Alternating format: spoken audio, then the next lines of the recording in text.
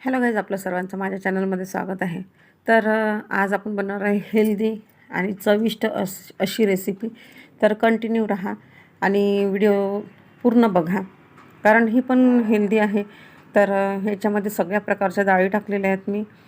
तुरीची, उडदाची डाळ आणि ते पण सालावाली, मुगाची डाळ आणि चण्याची डाळ, तांदूळ. तुम्ही जेवढ्या डाळी असेल तेवढ्या टाकू शकता किंवा जेवढ्या पालेभाज्या असेल तेवढ्या तुम्ही त्याच्यामध्ये टाकू शकता. गाजर वगैरे, वाटाणे वगैरे. तर इथे मी बारीक करून घेतलेलं आहे, तर बघू शकता तुम्ही. आणि आता हे रात्रभर आपल्याला ठेवून घ्यायचं आहे, मीठ घालून चांगलं फेटून ठेवून घ्यायचं आहे.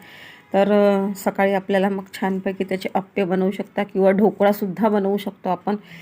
तर यामध्ये मी काय काय घालणार आहे ते तुम्ही कंटिन्यू राहा व्हिडिओमध्ये, कारण हिवाळा म्हटलं म्हणजे काहीतरी गरम पाहिजे. तर इथे मी लसूण छान बारीक करून घेतलेला आहे, ठेचून घेतलेला आहे. हिरवी मिरची एकदम बारीक करून घेतलेली आहे आणि कोथिंबीर घेतलेली आहे. आणि ह्याची चव पण खूप छान येते, अप्प्याला म्हणा किंवा ढोकळ्याला म्हणा. तुम्हाला जे बनवायचं आहे ते बनवू शकता किंवा डोसासुद्धा बनवू शकतो आपण. तर आता हे मी छान हलवून घेते, फेटून घेते.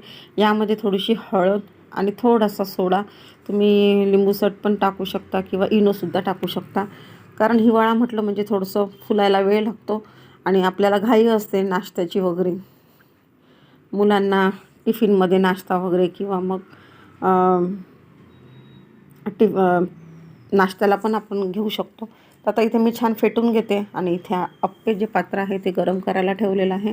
त्यामध्ये तेल घातलेलं आहे आणि छान आता हे आपल्याला मंद आचेवरती वाफवून घ्यायचं आहे.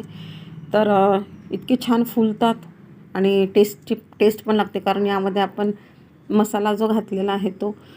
तर जिरं वगैरे तुम्ही तडका पण देऊ शकता, हिरव्या चटणीबरोबरसुद्धा तुम्ही देऊ शकता, सर्व करू शकता. तर इथे थोडंसं राहिलेलं आहे, तर बघू शकता छान फुललेले आहेत, वरपर्यंत आलेले आहेत.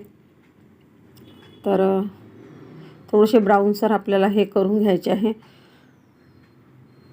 आणि तुम्ही कशाही बरोबर, चटणीबरोबर, सॉसबरोबर किंवा दह्याबरोबरसुद्धा खूप छान लागतात. तर कशी वाटली तुम्हाला रेसिपी? आणि जर आवडली असेल रेसिपी तर नक्की एक लाईक जरूर करा आणि सबस्क्राईब केलं नसेल तर सबस्क्राईब करा. व्हिडिओ पूर्ण बघितल्याबद्दल धन्यवाद. आणि बघू शकता स्पंजी पण झालेले आहेत आणि टेस्टी पण आहेत. तर नेक्स्ट